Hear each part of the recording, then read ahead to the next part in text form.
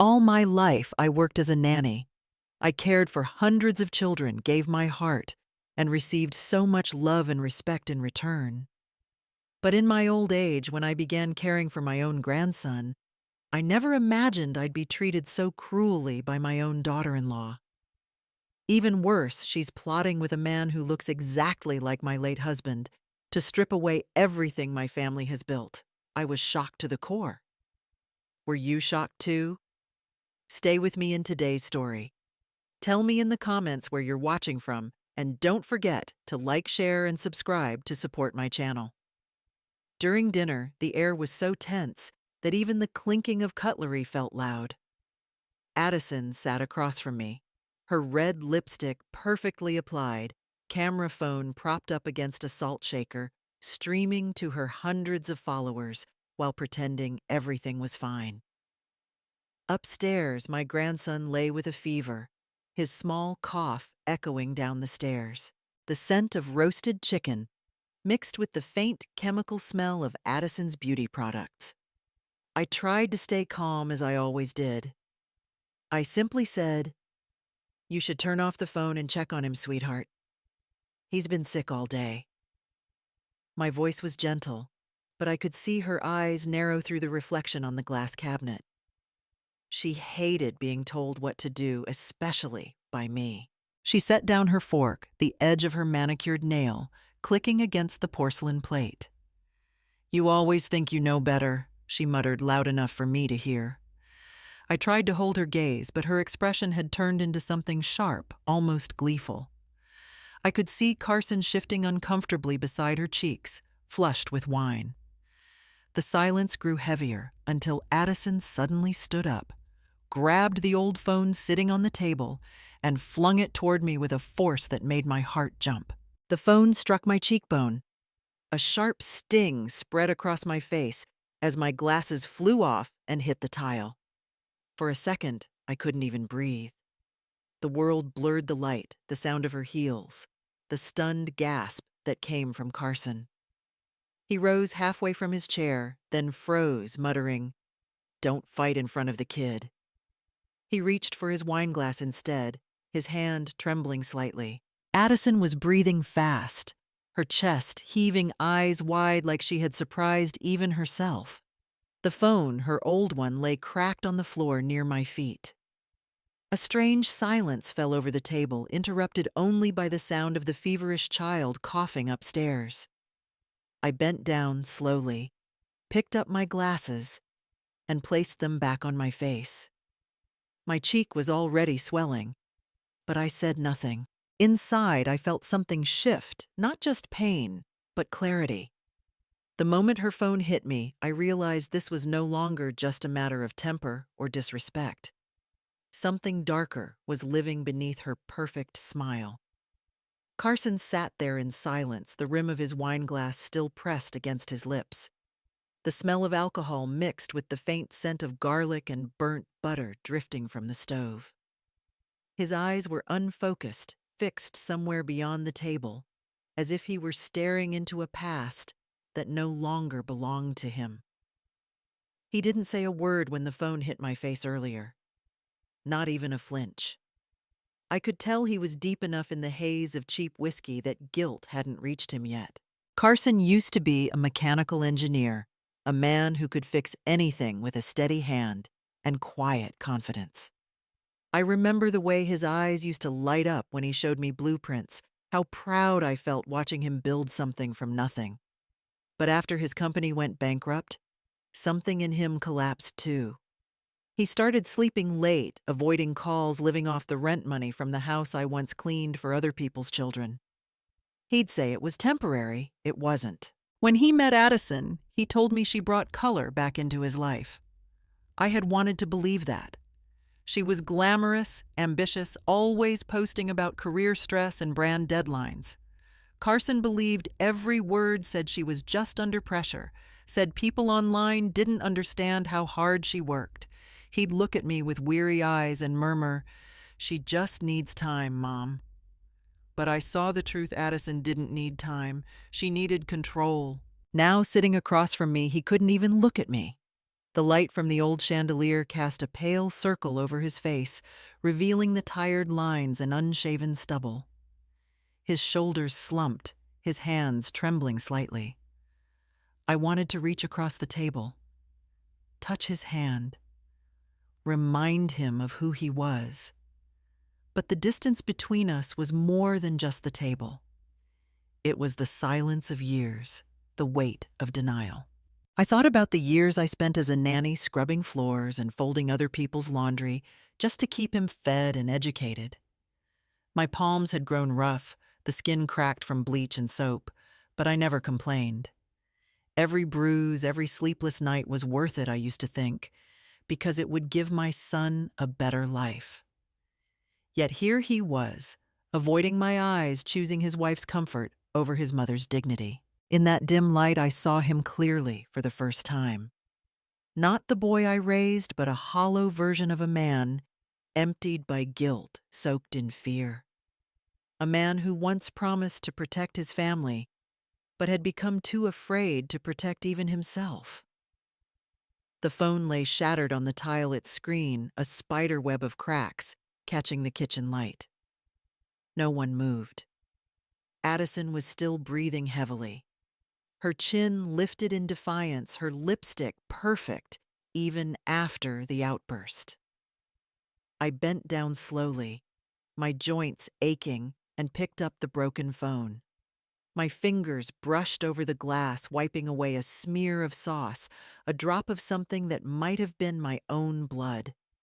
The screen flickered for a brief second, long enough for me to glimpse a photo that didn't belong there, but it went dark again before I could see clearly. I slipped it quietly into the pocket of my cardigan. No one noticed. Addison tossed her hair, that familiar gesture she used when she wanted to regain control of the room. Her voice came sharp and cold. "Stop teaching me how to be a mother. I'm 40 years younger than you, but at least I know how to live." She said it like a dagger meant to wound, and for a moment, I almost let it pierce. But I didn't respond. I simply stood there, my face calm, my heart tightening like a fist inside my chest. The phone felt heavy in my pocket, almost pulsing with something alive. I looked down at it again, at the fractured glass that mirrored my own reflection. My eyes looked older than I remembered, but also steadier. There was a time when I would have fought back, raised my voice, demanded respect. Not anymore. Sometimes silence can be sharper than any word. Then came a small sound from the stairs, a whimper, soft and frightened. My grandson had woken up. "Grandma," he called weakly, his voice like a fragile thread. I turned, every ounce of anger dissolving into something tender. I walked over and gathered him into my arms. His forehead was warm, damp with fever. I held him close, rocking him gently, one hand soothing his back while the other pressed the phone deeper into my pocket. Addison watched from the table, her smirk fading for just a heartbeat. Our eyes met, and I saw it, fear. A flicker, small but unmistakable, flashed through her carefully painted face. She looked away too quickly, pretending to check her nails, pretending not to care. But I knew that look. I had seen it before, in children hiding lies, in women guarding something dangerous. Whatever was on that phone, she didn't want me to see it. And that alone told me I had to. That night, after the house had gone quiet, and the child's breathing turned steady, I slipped the cracked phone from my cardigan pocket. The bruise on my cheek still throbbed, but I ignored it. I wrapped the phone in a handkerchief, grabbed my car keys, and stepped out into the cold. The air smelled faintly of rain, and the neighborhood was silent, except for the hum of streetlights. I drove toward the small strip mall downtown, the one that stayed open late for people with secrets they didn't want to share. A single repair shop still had its lights on. The neon sign flickered blue, buzzing faintly as I pushed open the glass door. A young man in a hoodie looked up from behind the counter, startled by the sight of an older woman walking in so late. He smiled politely. "What do you need fixed tonight, ma'am?" I placed the phone gently on the counter, its screen webbed with cracks. "Just some photos," I said. "My grandson's baby pictures. The first ones we took." His smile softened. "We'll see what we can recover." He connected the phone to a small device and lines of code began streaming across the monitor. I watched the process, the faint beeping of the machine filling the silence. My reflection stared back at me from the glossy counter. Tired eyes, gray hair pulled into a bun, a woman who had seen too much and said too little. After a few minutes, the technician frowned slightly.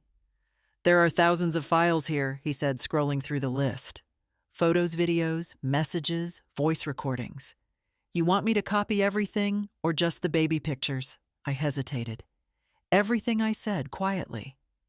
His hands moved quickly across the keyboard, opening folder after folder. On the screen, small thumbnails began to appear, images arranged by date fragments of lives frozen in pixels. The first few were harmless baby clothes, nursery walls, birthday cakes. Then other images surfaced. A shadowed bar, a hand holding a glass of wine, a reflection in a hotel mirror. My chest tightened. I didn't say a word. The young man didn't notice. He was focused on the progress bar crawling forward. I felt something strange then, a heaviness mixed with cold curiosity. It wasn't just about photos anymore. It was as if I were touching a piece of Addison's hidden life, peeling back the layer of perfection she wore like armor. When the technician finally said it would take an hour, I nodded and stepped outside. The night air felt sharper, cleaner. I stood by the car, staring at my faint reflection in the window. Somewhere behind that cracked screen, the truth was waiting, and I wasn't sure if I was ready to see it. When the screen lit up, my breath caught in my throat. The thumbnails appeared one by one, and for a moment, I thought my eyes were playing tricks on me.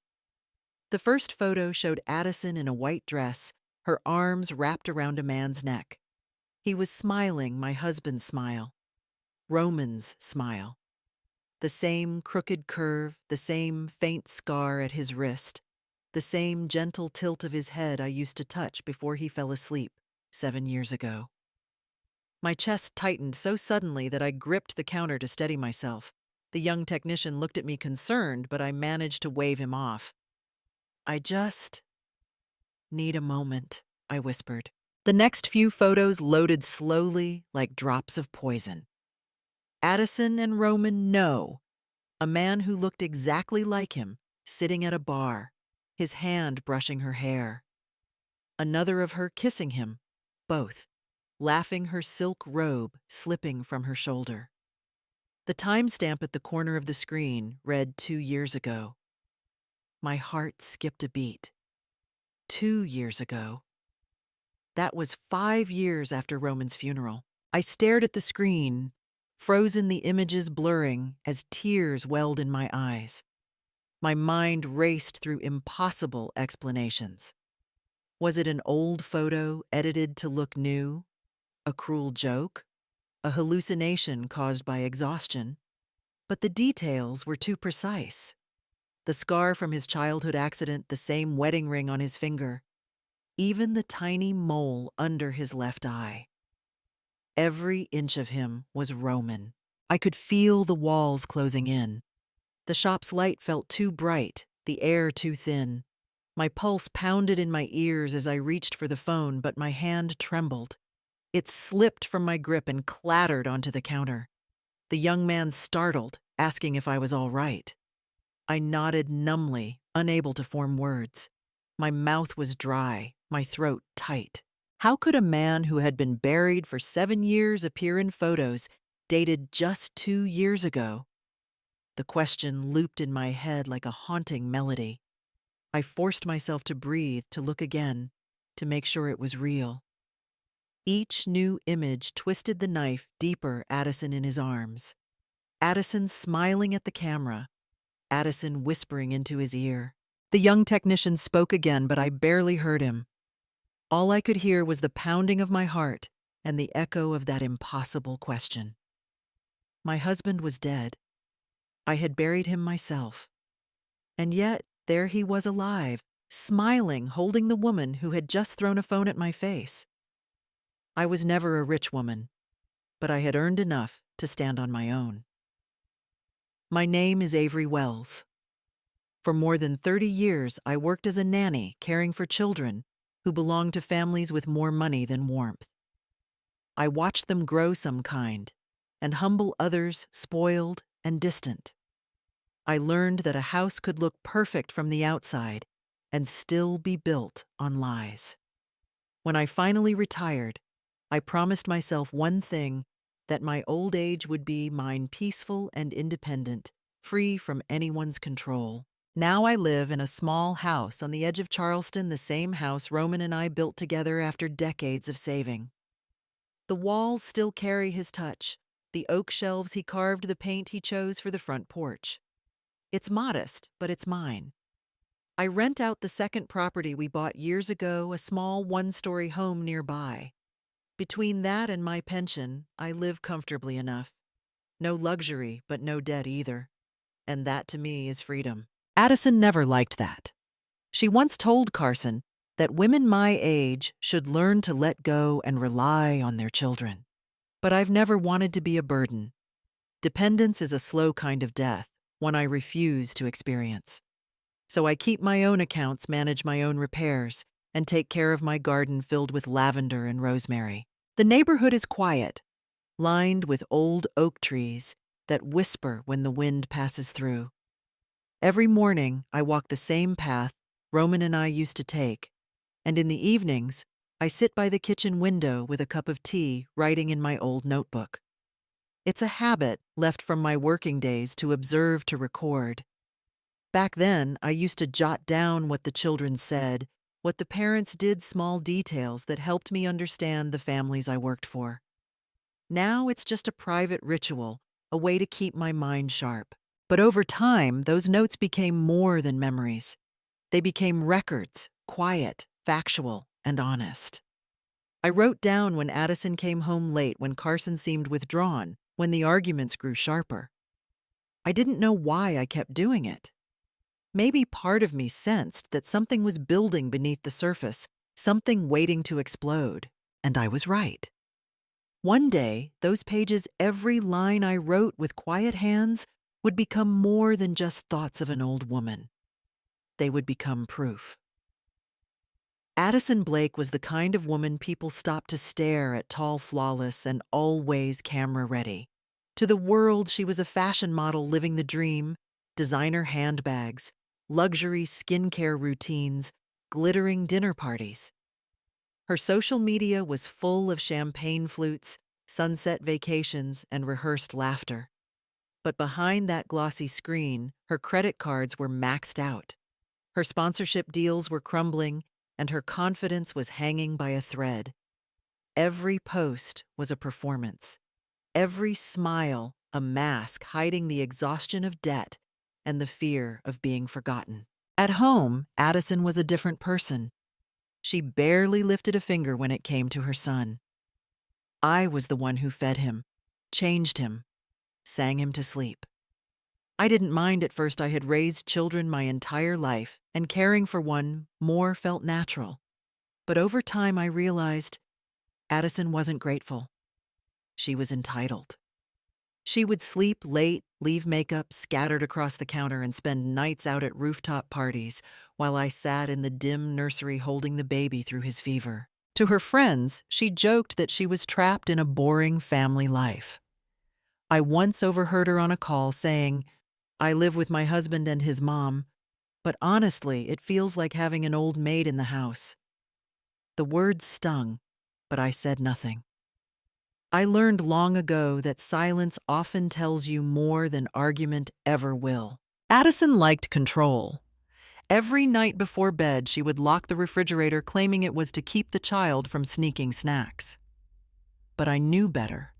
It was a quiet way of reminding me that I lived under her rules. Sometimes I would wake up hungry at midnight, only to find the padlock glinting in the dark, mocking me. It wasn't about food, it was about power. Whenever I tried to talk to her about the child's health or routines, she would cut me off. Don't tell me how to raise my son. I'm his legal mother.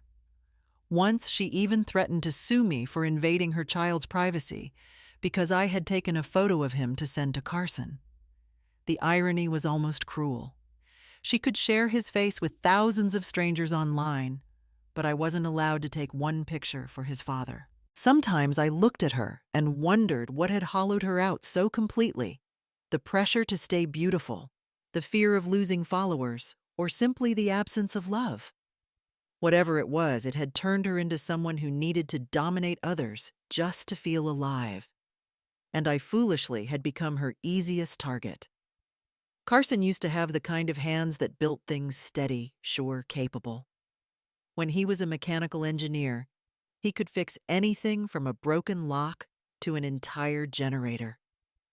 I remember the pride in his eyes when he showed me his first project, the way he stood taller, knowing he was building a future.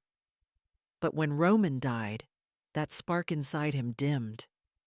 He stopped shaving, stopped reading the manuals he used to love, and started pouring whiskey into the space where ambition used to live. At first I told myself it was grief. Grief makes people do strange things. It makes them forget how to eat, how to care, how to look forward. But months turned into years, and the bottles multiplied. By the time Addison moved into the house, Carson was already halfway gone. She took control of everything, the finances, the conversations, even what he wore to family dinners. When she convinced him to merge his account with hers, she became the gatekeeper of every dollar. From then on, my son, once proud and independent, became financially dependent on his wife, and by extension, her mercy. He now lives mostly off the rent from the property I still own, though he likes to pretend it's his. I let him. Sometimes kindness is letting someone keep a piece of dignity even when you're the one paying for it. Still, it pains me to see him like this, his eyes red, his voice slurred, always apologizing for things he didn't do. Addison uses his guilt like a leash, pulling him back every time he tries to stand up for himself. I've begged him to get help. Charleston Recovery Center has a good program. I even printed the brochure and left it on his nightstand once. He promised to think about it, but when Addison found it, she tore it up. She said he didn't need strangers telling him what to do. I saw the fear in her eyes, not fear of losing him, but of losing control. She knew that if he ever sobered up, he might finally see her for who she really was. The neighbors still greet him kindly. They call him the gentle one, the man who never raises his voice. They don't see the tremor in his hands when he tries to light a cigarette, or the way he flinches when Addison's heels click against the floor. To them, he's harmless. To me, he's haunted. Sometimes when I watch him from across the table, his head bowed, his words careful, I see a reflection of my younger self. I, too, once lived quietly under someone else's shadow. And now, watching my only son shrink the same way, I understand the kind of pain that doesn't make noise. It just lingers. Roman was the kind of man whose presence filled a room without a word. He had that rare mix of grace and intellect that made people trust him instantly. For most of his life, he worked in the art world, a curator-collector, and occasional appraiser, the kind who could tell the origin of a painting just by the brushstroke. He spent years traveling through Europe, collecting pieces from forgotten estates, dusty galleries, and old monasteries. Over time, his private collection grew into something extraordinary, more than $1 million worth of classical art, though he never spoke of it with pride. To him, art was not an investment. It was a legacy. Before his passing 7 years ago, Roman had his will carefully drafted. Everything, the house, the properties, and the art, was to belong to me and Carson. He was methodical, meticulous, and left nothing to chance. Yet even the most careful plans can leave room for mystery. After his funeral, when I finally unlocked the old storage room where he kept the paintings, I noticed one space on the wall empty. The tag beneath it bore the name, The Blue Madonna. I thought it was out for restoration, but when I checked with the gallery Roman used, they had no record of it. That was when the rumors began. Neighbors whispered that one of the pieces had vanished, that Roman had sold it in secret, or that someone had stolen it before he died. I never believed that. Roman was honest, almost to a fault. If a painting was missing, it wasn't by his hand. Still, the uncertainty lingered like dust that refused to settle. The collection remained unappraised, locked away in the storeroom behind the study, waiting for a day I wasn't sure would ever come. There was another piece of his story that haunted me even more, his twin brother Colton. The name was almost taboo in our home. Roman never spoke of him except once in a quiet evening years ago. They were 5 when it happened. Their parents were driving home from a family gathering, and a crash on the rain-slick road sent the car spinning. Roman survived. Colton didn't. Or at least that was what everyone believed. The boy's body was never found. After that, the subject became a locked door no one dared to open. Sometimes I wondered if that loss was what made Roman so drawn to beauty. The idea that something fragile could be preserved, that loss could be stilled in color and frame. He had a gentle sadness about him, even in laughter. And now, 7 years after his death, the world he left behind still feels unfinished.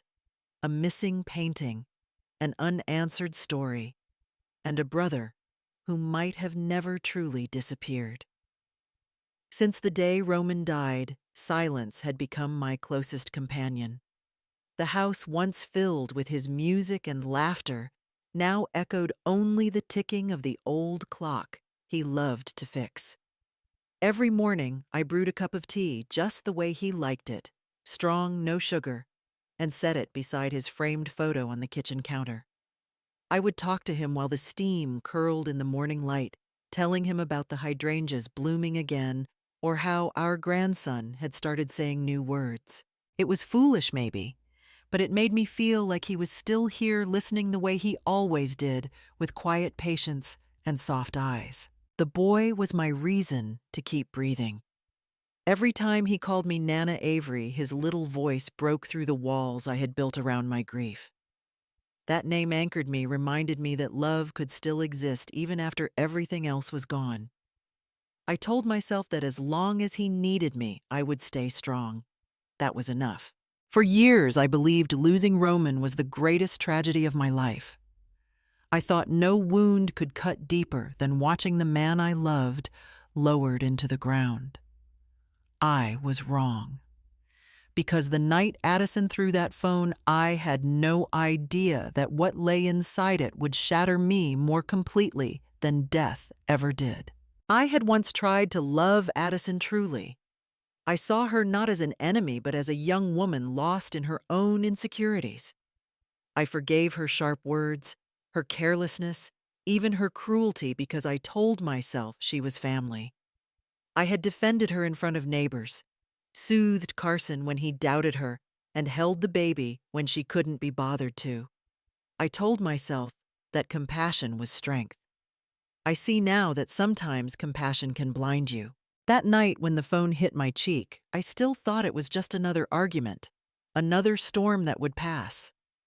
I cleaned up the dishes after she stormed out, rocked the baby until his fever broke, and told myself tomorrow would be better. But deep down, something felt wrong, like the air itself had shifted. The phone's broken glass reflected my face, cracked and tired, and for a moment I hesitated before putting it in my pocket. If I had known what that phone contained, the photos, the messages, the ghosts from my past, maybe I would have left it there on the floor. But fate has a way of choosing for us. That night didn't just reopen an old wound. It tore open the truth I never wanted to face. And for the first time since Roman's death, I realized grief had more than one face, and this one looked a lot like betrayal. The morning after the chaos, I woke up before dawn just as I always did. The house was quiet, the kind of quiet that presses against your chest. I moved through the kitchen on instinct, cracking eggs, slicing fruit, warming milk for my grandson. My hands remembered what my mind couldn't focus on. To anyone watching, it would have seemed like a normal morning. But inside me, everything was spinning. Those photos, Roman's face, Addison's arms around him played in my head like a loop I couldn't shut off. Were they fake? Or had I spent 7 years mourning a man who might never have died at all? After I dropped my grandson at daycare, I drove to a small print shop downtown. The young clerk didn't ask many questions.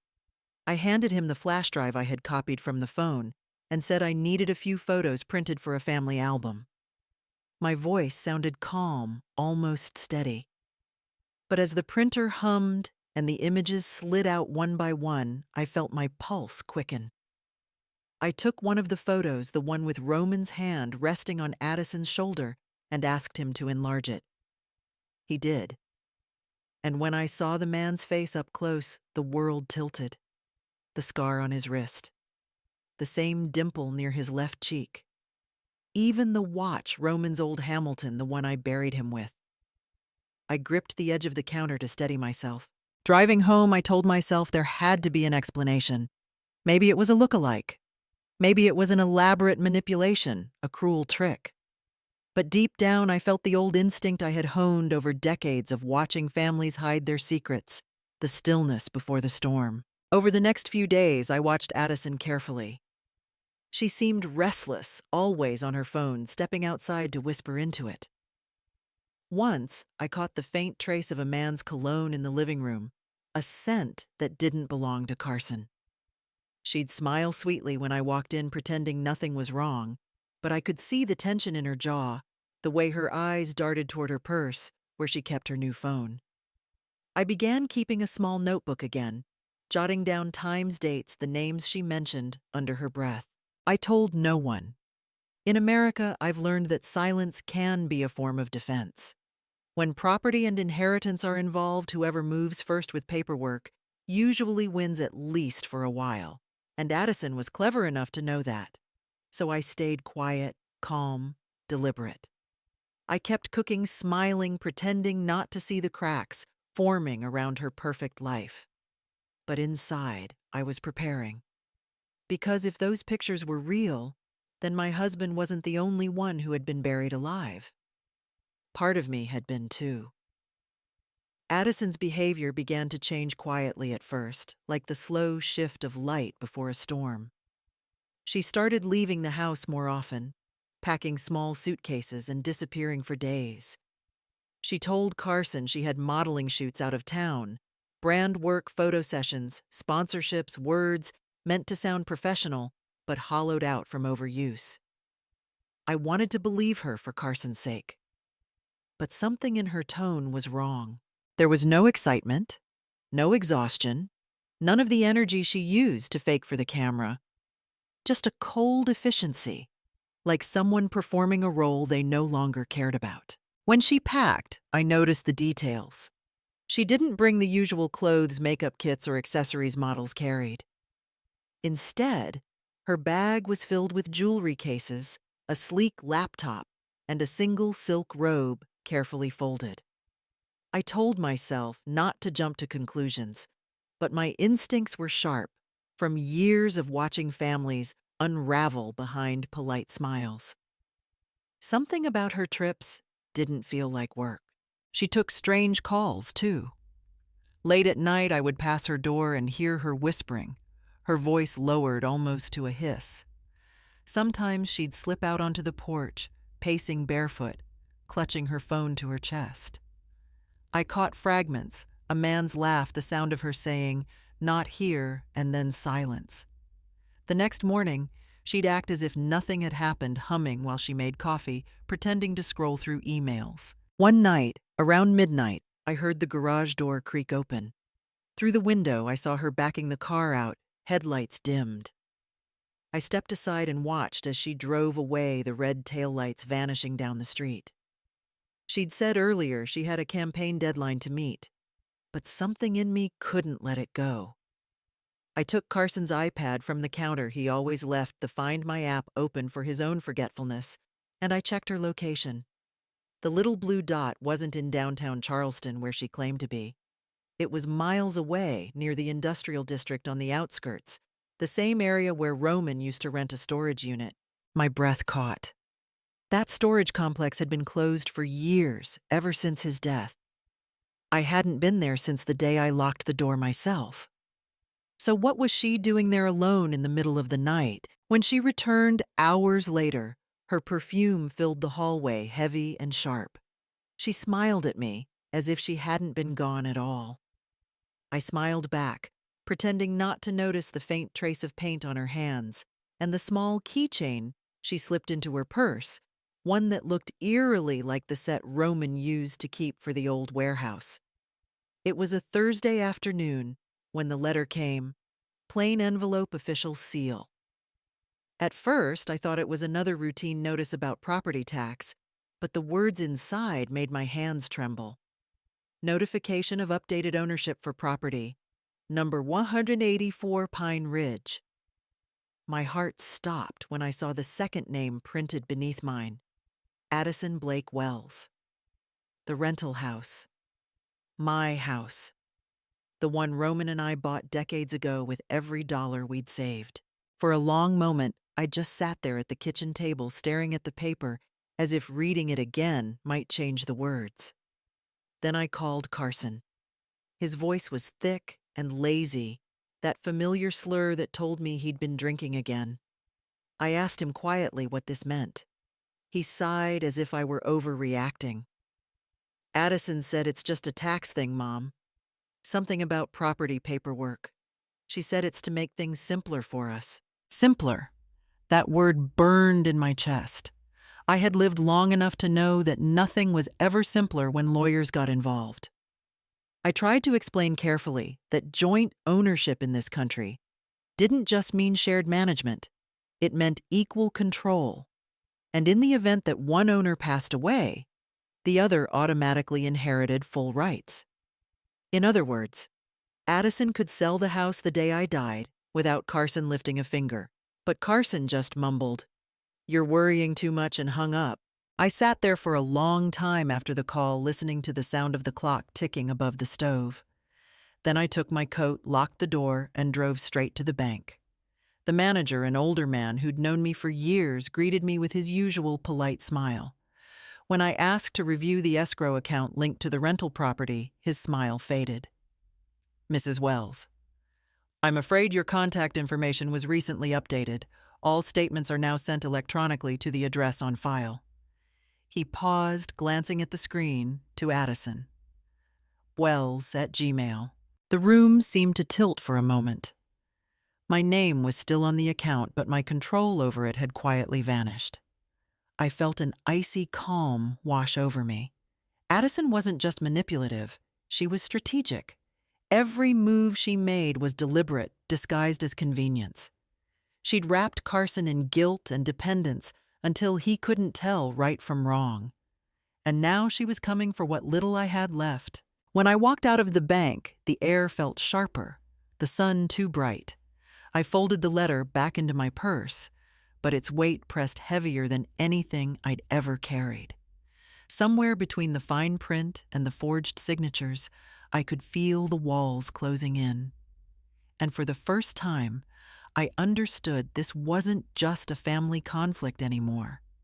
It was a quiet theft, and I was being erased one document at a time. It was a Thursday afternoon, the kind Charleston was known for: soft rain, tapping on window panes, the air smelling faintly of salt and magnolia. I had left work early to pick up my grandson from school. On the way home, I stopped across the street from Birchwood Cafe, the little corner place where Roman and I used to sit years ago. Through the fogged glass, I caught sight of Addison, her hair perfectly styled, her red coat draped over the chair. She wasn't alone. Sitting across from her was a man in a gray suit. His back was turned at first, but even from behind, something about his posture sent a tremor through me, the tilt of the head, the way he gestured with his hands, deliberate and graceful. Then he leaned forward, resting his palm over Addison's hand. When he turned slightly toward the window, I froze. The world narrowed to a single heartbeat.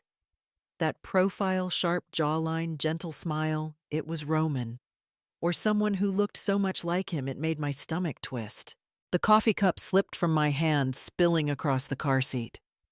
My breath caught when I saw it, the small mole just beneath his right ear, the one I used to tease him about when he shaved. No one else had ever noticed it. For a long moment, I couldn't move. Was I seeing a ghost? Or had the impossible become real? Addison's face glowed with the kind of softness I hadn't seen since the early days of her marriage. She laughed, leaned closer, whispering something that made the man smile in return. The sight filled me with a chill deeper than anger, something between disbelief and betrayal. My mind raced. If Roman was alive, where had he been all these years? And if that man wasn't him, who was he?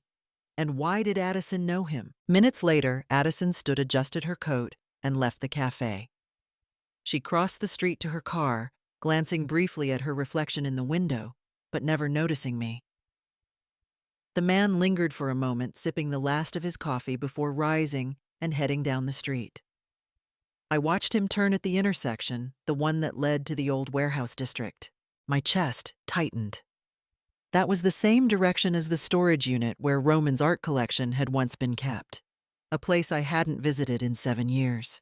I sat in the car, gripping the steering wheel, rain streaking down the windshield. My heart was pounding, my thoughts a blur of fear and clarity. Whatever this was, it wasn't coincidence. From that moment, I knew I couldn't ignore it any longer. I would find out who that man was and whether the dead had truly stayed buried. The next morning, I drove downtown to meet Landon Pierce. The rain had stopped, but Charleston Street still shimmered with puddles that reflected the gray sky. Landon's law office sat in an old brick building near the waterfront, the same place he and Roman used to discuss art acquisitions over coffee years ago. When I stepped inside, the scent of leather and old paper instantly brought me back to those days. Landon looked older now, silver hair, sharper lines around his eyes, but his voice still carried the same calm authority. I told him everything. The photos from the recovered phone, the property transfer papers, even my notes on Addison's late-night trips. I slid the evidence across his mahogany desk, and for a moment, he said nothing. He studied the enlarged photo of the man in the cafe, his expression tightening. Finally, he looked up and said quietly, "Avery, if this man is who I think he might be, we're standing on very complicated ground." He took off his glasses and leaned back.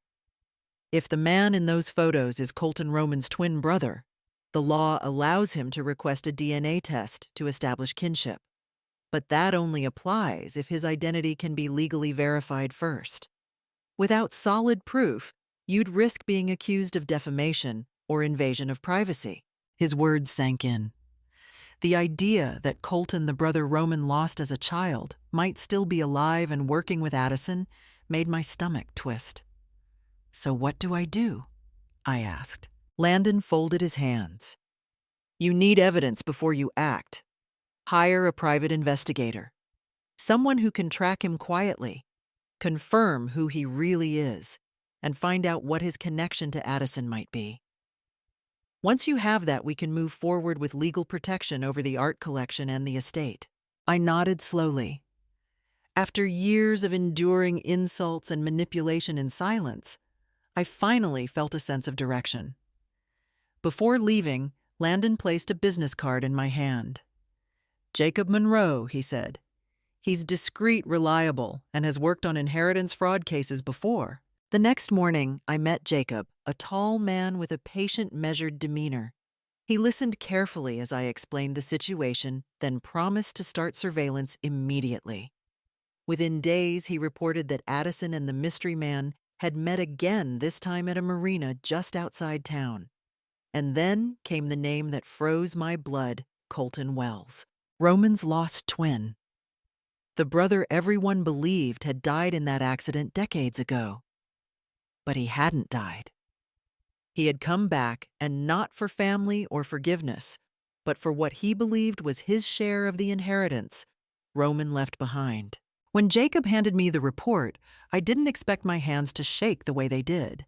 12 pages neatly bound, filled with photographs and statements. He placed it on my kitchen table like it was any other case file. "You'd better sit down for this, Mrs. Wells," he said. The first few pages showed Addison and the man I'd seen at the cafe meeting in parking lots, walking into buildings, their closeness undeniable. But it was the next image that made my blood run cold. The sign in the background read, "Pierce and Dalton Law, Savannah." The caption beneath it noted, "Subject identified as Colton Wells, verified through birth record and adoption file 1960. I read the summary twice before I could even speak. "So he's not Roman," I whispered. "He's Colton." Jacob nodded. "Roman's twin brother. He was legally adopted after the accident under the name Samuel Pierce. Later changed it back to Colton Wells when he returned from Argentina last year." The report included copies of the documents Jacob had uncovered, birth certificates with the same date, and parents listed for both brothers. A note from the adoption agency confirmed that after the crash in 1960, one twin survived and was placed with a family who later moved to South America. The man had lived abroad for over 40 years before resurfacing now under his original name. But the part that truly stole my breath came at the end. In Savannah, Colton had filed a legal petition claiming his right to a fair division of the lost artistic estate of the late Roman Wells. In his statement, he accused me of concealing inheritance assets belonging equally to both twins. The words blurred as I read them. My Roman's art, the pieces he built his life around, were now the center of a legal storm stirred by a ghost from the past and by the woman sleeping under my roof. I looked up from the pages, my voice barely steady. "Addison's helping him, isn't she?" Jacob didn't answer at first. Then he nodded once. "They've been meeting for weeks. She's arranging introductions with lawyers preparing to challenge the estate. Everything she's done, the property transfers, the bank changes, it's all part of the setup." Anger rose slowly, heavier than fear. I had spent years thinking grief was the cruelest thing a person could endure. I was wrong. Betrayal was worse, especially when it came from the people you had once protected. I closed the report and looked out the window where rain was beginning to fall again. South Carolina law was clear. If Colton could prove his genetic relation, he could reopen the estate and demand a share of everything Roman left. Legally, he had a case. Morally, he had nothing. And yet Addison was giving him exactly what he needed, a way back into my life through the door of my dead husband's name. That was the moment I stopped feeling like a victim. I decided I would fight. According to Jacob's second report, everything began long before I had imagined. Addison and Colton's connection wasn't a recent betrayal. It stretched back 2 full years, aligning perfectly with the timestamps on the photos recovered from her old phone. The detective's findings were precise.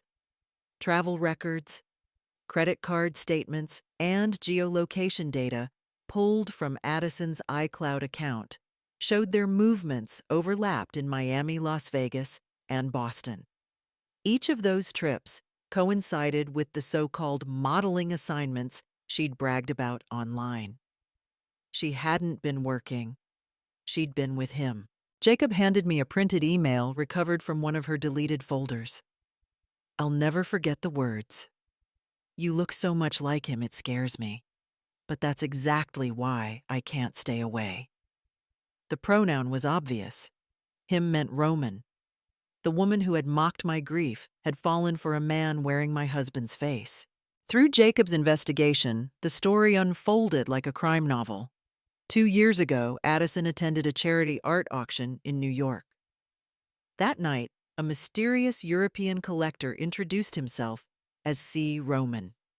He spoke softly, dressed impeccably, and showed an expert knowledge of classical art details that mirrored Roman's old habits to a chilling degree. Addison, drawn to charm and prestige like a moth to flame, was instantly fascinated. By the end of that week, she was seen leaving the Plaza Hotel with him. Colton had played his role perfectly. He understood that Addison's greatest weakness wasn't love, it was greed. He fed her fantasies of wealth and importance, convincing her she could help him recover the lost Wells art collection. To her, it sounded like an adventure. To him, it was the perfect scheme. Using Addison's beauty and her social connections, they began laundering money through fake art sales and auction accounts tied to shell companies in Miami and Buenos Aires. Every email Jacob uncovered painted the same pattern: Addison worshiping him, calling him the ghost of genius past. He promised her millions, told her that together they could reclaim what the Wells family stole from him, and she believed him. As I sat reading those words, a strange calm came over me. Everything fit now. The late-night trips, the secret calls, the luxury handbags she couldn't afford. She wasn't just being unfaithful to her husband. She was helping destroy the very legacy her family had built. What neither of them realized, though, was that I had once built my entire life around watching other people's secrets. I knew how to wait, how to record, and how to strike when no one expected it. Jacob's third report arrived in a plain brown envelope, but what it contained was explosive. Inside were financial statements, photos, and printouts from online auctions. He laid them out across my dining table, each document connecting threads I hadn't been able to see before. "They've been running an interstate jewelry smuggling ring," he said quietly, "using your late husband's art as cover. It started with a company called Blake Fine Arts, LLC, registered under Addison's name, with a business address matching a co-working suite in downtown Charleston. On paper, it appeared legitimate fine art brokerage, estate sales, antiques. But Jacob's team traced the wire transfers and found that most of the incoming funds came from a supplier in Mexico known for counterfeiting luxury jewelry. The so-called art sales were nothing more than coded payments for smuggled goods. To make the operation look authentic, Addison and Colton used images from Roman's private collection paintings that hadn't been appraised or exhibited since his death.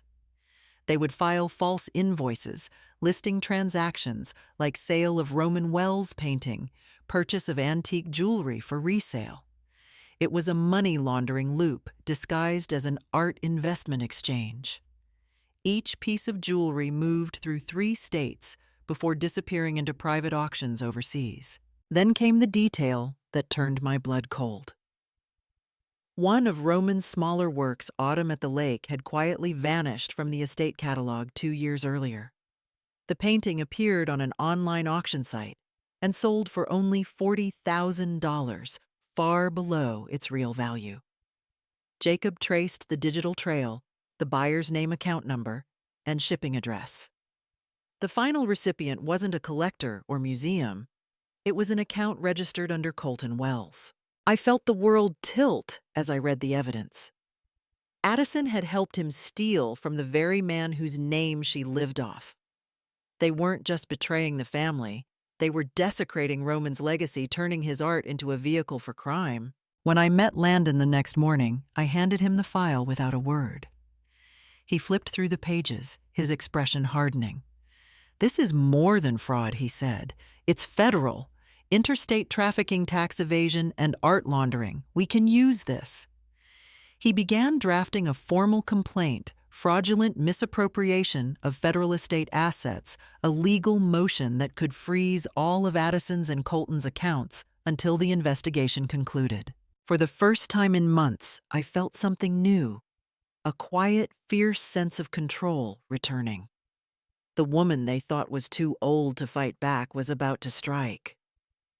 Jacob came to my house that afternoon with another envelope, this one thinner, but far heavier in meaning.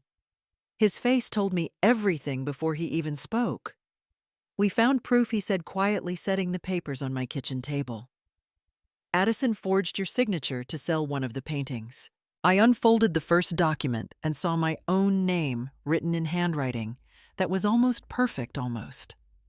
The form bore the title Temporary Authorization for Asset Transfer, a copy of the paper I had signed years ago to help Addison handle insurance paperwork after Roman's death.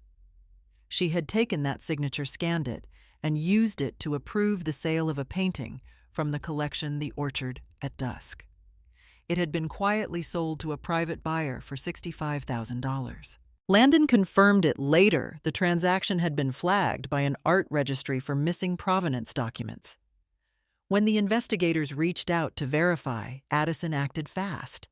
She produced a story, neat and rehearsed, that I, the grieving widow, had secretly sold the piece to cover Carson's old debts. She even hinted that my memory was no longer reliable.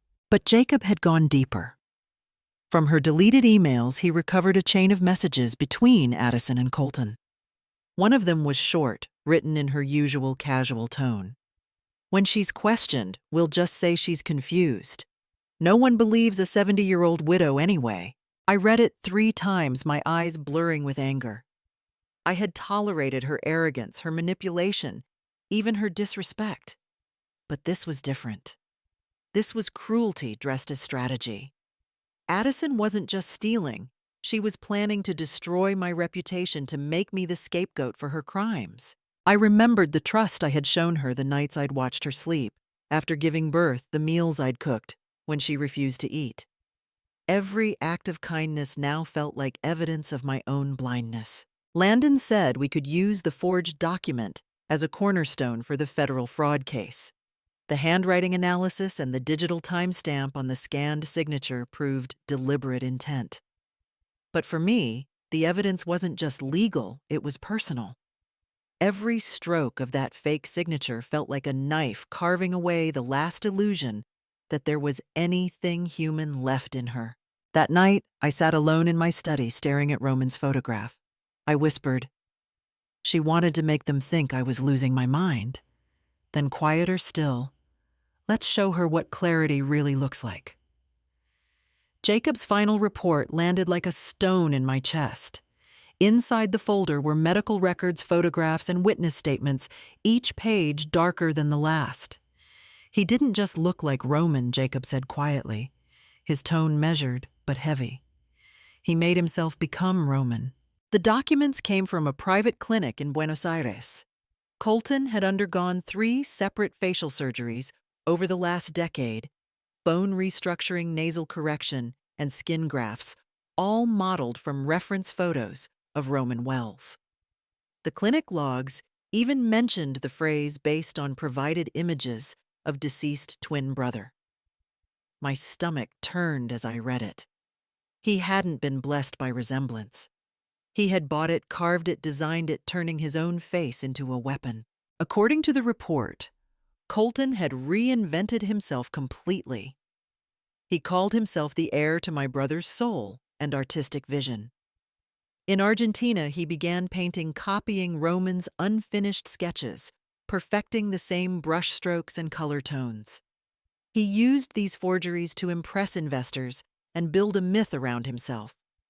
When he met Addison, he didn't just show her money, he showed her what she longed for: a resurrection. Addison, intoxicated by his charm and the haunting familiarity of his face, introduced him to the art scene under the name C. Wells, presenting him as an art authenticator for the Wells collection.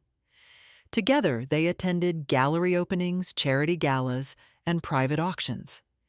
Addison played the devoted wife of an expert, while Colton performed the part of a grieving brother continuing a legacy. Collectors believed every word. Some even paid him consulting fees to verify paintings ironically, forgeries he himself had painted. Jacob's photos showed the 2 of them at an exhibition in Miami. Colton, wearing Roman's old watch and suit style, smiled for the cameras, while Addison leaned into him radiant and confident. The banner behind them read, "The Eternal Brush of Roman Wells." I felt sick. The man in those photos wasn't my husband's ghost. It was a monster wearing his face. When I looked at his post-surgery photos side by side with Roman's old portraits, the likeness was terrifying. Same jawline, same eyes, even the same faint scar near the eyebrow. Something only a scalpel could have replicated. I realized then why when I saw the images on Addison's phone, my body reacted before my mind did. My heart had recognized the shape even when my reason couldn't. He wasn't haunting me, he was hunting me. At that moment, I no longer saw Colton as a desperate twin or Addison as a foolish accomplice. They were predators feeding on grief and greed. And I understood with absolute clarity that what I faced wasn't a family dispute anymore. It was a war for identity legacy and the truth of the man I once loved. I knew I had to be careful. One wrong move and Addison would sense everything. So I told her as calmly as I could that I needed to check the wiring in the rental house before renewing the insurance. She barely looked up from her phone, just waved her hand like I was another housekeeper asking for permission. That small gesture told me everything I needed to know. She still underestimated me. That evening, I met Landon and Jacob at the house. The place looked so ordinary it almost mocked me. Fresh paint, modern furniture, a faint smell of lavender candles. Addison must have placed there to impress potential tenants, but to me it felt heavy, like the air itself was keeping secrets. Jacob unpacked his small toolkit and got to work. I stood by the doorway pretending to dust the shelves while my two allies installed the cameras, one hidden inside the wall clock, another in the smoke detector, and a third in a fake emergency alarm near the kitchen. Everything was connected to a private network that would stream directly to my laptop. Landon showed me how to operate it patiently, explaining each button and icon. I'm not young anymore, but that night I learned faster than I had in years. You'll see everything Landon said before we left. But don't act yet. Let them expose themselves first, I nodded. My hands trembled not from fear, but from anticipation. For the next 2 weeks, I became my own silent investigator. Every morning after feeding my grandson, I'd sit with a cup of tea and open my laptop. The live feeds blinked to life, empty rooms at first, then movement. Addison would arrive, always in high heels, always checking her reflection before unlocking the door. Minutes later, Colton appeared wearing the same smug expression I'd seen in the photos. They spoke in low tones, moved around the kitchen, exchanging small black duffel bags like smugglers rehearsing a dance. 8 visits in 14 days, each one perfectly timed. Jacob later confirmed the bags were full of counterfeit jewelry shipped in from Texas. The house I had built for safety and comfort was now their distribution base, a nest of crime wearing my family's name. But nothing compared to the moment I heard Addison's voice on one of the recordings. She was standing in the kitchen, her tone sharp and certain. Once we deliver this batch, she said, I'll wipe every trace from her house. She won't have anything left to prove. I sat frozen, the teacup shaking in my hands. Every syllable sliced deeper than the last. Her house. Nothing left to prove. She was talking about me. Addison wasn't planning to just steal, she was planning to erase me. That night I watched the rain trail down the window and whispered to myself, You've underestimated me for the last time. The cameras were still recording the evidence piling up. I was done waiting. This time I wasn't the victim in her story. I was the author of her ending. I decided to become the woman Addison believed I was weak, confused, and ready to surrender. It was the only way to make her reveal herself. So I began my performance. I complained to neighbors about my failing memory, sighed about how exhausting it was to manage 2 houses and endless bills. I even left small notes on the fridge to make it look like I was forgetting simple things. Soon enough, word reached Addison. She arrived at my doorstep one morning with that fake sweetness painted across her face. Mom, she said softly, Maybe it's time you let someone younger handle things. I nodded, pretending to be relieved. You're probably right, I murmured. I can't keep up with all this paperwork anymore. Her eyes lit up like a fox spotting an open coop. She wasted no time. That same afternoon, she brought a stack of documents to the kitchen table. This is just a power of attorney, she said lightly. It'll make things easier for everyone. But I knew better. Landon had already warned me that she'd try this move. The so-called power of attorney would grant her full rights to transfer ownership of my home and all connected assets. It wasn't a convenience, it was theft in legal disguise. Following Landon's advice, I prepared my own trap. I wore an old cardigan that day with a small pin camera hidden behind the collar clip. It was barely visible, but the lens captured everything, Addison flipping through the pages, explaining in that syrupy tone how it was just procedure. Every word she spoke was a lie. She pointed to the signature line. Here, Mom, just sign right here. I fumbled with the pen, pretending my hands were shaky. You're sure this doesn't mean you own anything? I asked. She gave a rehearsed laugh. Of course not. You'll still be the owner. I'm just helping manage things. I signed. My pen barely pressed into the paper. She smiled, satisfied, and tucked the file neatly into her leather folder. As soon as she left, I drove straight to Landon's office. Together, we made a certified copy of the document and registered the time and date with a trusted notary. The notation would serve as proof that the entire event was deliberate, a controlled setup to expose fraud. Later that night, I watched the recording from my laptop. Addison's voice was clear, every lie caught on camera. I leaned back in my chair, a slow, calm breath escaping my chest. She thought she had outsmarted me, but the truth was, I'd been writing this script from the start. When Landon told me it was time, I felt my heartbeat slow instead of race.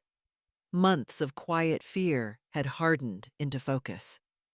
On his desk lay a thick file, dozens of pages, neatly bound and marked with colored tabs. Everything's ready, he said, sliding it toward me. Once this goes out, there's no turning back. The file contained the sum of everything we had uncovered, Jacob's photos and surveillance footage showing Addison and Colton exchanging those black duffel bags bank statements, tracing the flow of money from Texas to Charleston, and copies of forged documents bearing my stolen signature. Landon had organized it all with the precision of a surgeon. This isn't just inheritance fraud, he explained. They've crossed state lines. That makes it federal. The FBI's Art Crime Division will take it from here. Hearing those words out loud made something inside me shift. For the first time, the law wasn't a threat. It was my weapon. Landon drafted the legal memorandum with calm authority, citing statutes I could barely pronounce: art trafficking, money laundering, wire fraud. Each word was another nail in the coffin Addison and Colton had built for themselves. The night of Carson's birthday party, the house looked like something out of a glossy magazine, soft lighting music from a live jazz trio, and tables overflowing with champagne and roses. Addison had gone all out, inviting Charleston's art crowd, claiming it was both a celebration and a tribute auction for the late Roman Wells. I played along, wearing a calm smile, but inside I was calculating every step. I knew she and Colton wouldn't resist talking business, even surrounded by guests. While waiters moved between tables, I carried a vase of white lilies to the center of the long dining table, right where Addison and Colton were seated. Hidden inside the vase among the stems was a small voice recorder Landon had given me. I adjusted it slightly, making sure it pointed in their direction. No one noticed. To them, I was just the aging mother setting flowers for the evening. As the party carried on, laughter filled the air, glasses clinked, and I watched Addison lean closer to Colton. Her voice lowered, but not enough to escape the device's reach. Once the paintings crossed the Canadian border, she whispered, "We'll say they're museum donations. No one investigates gifts." Those few words were enough to freeze the air in my lungs. I excused myself to the kitchen, pretending to check on the cake. My hands trembled as I poured water into a glass, my mind racing. Roman's legacy. His art was being used for criminal trade, and they were mocking the law in my own home. Later that night, when the guests were gone and the music had faded, I retrieved the recorder and handed it to Landon the next morning. He listened carefully, then nodded gravely. This, he said, tapping the desk, is conspiracy to transport art across state and national borders. That's federal. The FBI will take this seriously. Hearing that, I felt a strange mix of relief and fury. Relief that the truth was no longer just mine to bear, and fury that my son's birthday of all nights had become evidence in a federal case. That evening, I sat by the window looking at the quiet street outside. Somewhere in the distance, laughter from another house echoed faintly, but inside me, everything had gone silent, sharpened into focus. The war was no longer emotional, it was legal now. And this time I had the recording, the proof, and the law on my side. To protect the investigation, Landon decided the submission would be anonymous. My name would appear only as cooperative informant under the Whistleblower Protection Act. It's not just about evidence, he said, looking me in the eye. It's about safety. Once they realize what's coming, they won't play fair. We sent the file digitally encrypted to the FBI's Charleston field office. The confirmation arrived the next morning. Case status: pending under review by Art Crime Division. I read the line twice, barely breathing. It wasn't just an update, it was a turning point. I stood by the window of Landon's office, watching the late afternoon light spill across the harbor. For so long, I had been on the defensive, reacting to Addison's cruelty and Colton's deceit. But now the tide had shifted. They were the ones being watched, tracked, and documented. I no longer needed to shout for justice. The law itself would speak for me. As I walked out of the building, the air felt different, lighter, sharper. The fear that had haunted me for months was gone, replaced by a steady calm. I had become what Addison never imagined I could be, the woman who turned their lies into legal evidence. The hunter, not the hunted. That evening when I returned home, I opened my laptop and read the FBI case number one more time. Pending, it said. Just a single word, but it carried the weight of everything I'd lost and everything I was about to reclaim. By the fourth week, I sensed the change before I saw it. Colton had become restless, glancing over his shoulder whenever he entered the rental house. Through the live camera feed, I could see the tension in his movements, the way his eyes flicked toward the window, the way he whispered to Addison with growing paranoia. Later, I heard him say it clearly. Someone's watching us. He wasn't wrong. Jacob's surveillance had been too good, too precise. A single, unfamiliar car parked near the house for 2 days in a row must have tipped him off. That, and a stray email Landon had sent from a disguised address that accidentally reached one of Colton's accounts. It didn't matter. The trap was already set. One night, while I watched from my kitchen, I saw Colton pacing his hands, waving sharply as he spoke. Addison sat on the couch, her face pale but determined. "We need to go," he said. "We'll take what's left of the cash and head to Mexico. Once things cool off, we'll come back and claim everything as legal heirs. They won't touch us." I leaned closer to the screen, every nerve alert. I could almost feel the heat of the moment through the cold digital feed. Addison hesitated. "And the house?" she asked. Colton snapped. "Forget the house. We can buy 10 more once this is over." That was the final push I needed. I called Landon immediately, my voice steady despite the storm inside me. "They're leaving," I said. "Tonight." Within hours, he had the FBI's Art Crime Division on the line. The agents already had a case number evidence and the legal clearance to make an arrest. All they needed was timing, and I had just given it to them. By midnight, agents were stationed at Beaufort County's small private airport. I watched from home, hands clasped tightly, as Landon kept me updated through short messages. "They're here," he wrote first. Then a few minutes later, they're checking in the bags.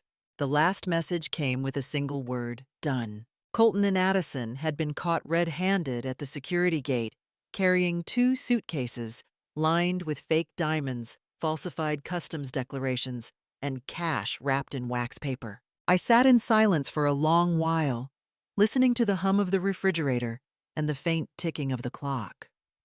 My chest rose and fell slowly. The war that had consumed my nights and poisoned my home was finally over. I hadn't needed strength or violence, just patience, intelligence, and the courage to believe that truth could still win. That night, I looked up at the framed photo of Roman on my mantel. "It's done," I whispered. "Your name is safe again." When the news broke, the whole city of Charleston seemed to stop breathing. Twin brothers' art scandal exposed by 68-year-old widow. The headline flashed across every screen, TV, phone, newspaper stand. For the first time in years, my name wasn't whispered with pity, it was spoken with respect.